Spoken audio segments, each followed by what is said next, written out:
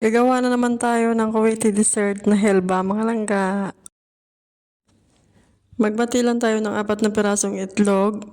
Then, lagyan natin ng isang latang Gesta cream at isang basong condensed milk. Mix muna natin bago tayo maglagay ng 2 basong fresh milk.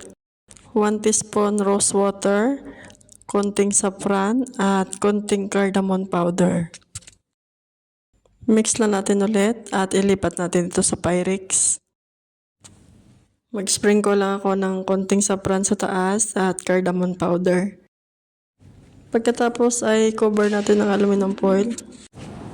Lagay sa kawali at lagyan ng mainit na tubig. Then salang natin sa oven ng 1 oras. After 1 hour, palalamigin lang muna natin sa chiller ng mga ilang oras at ready to serve na ito, mga langga. Maraming salamat sa panonood.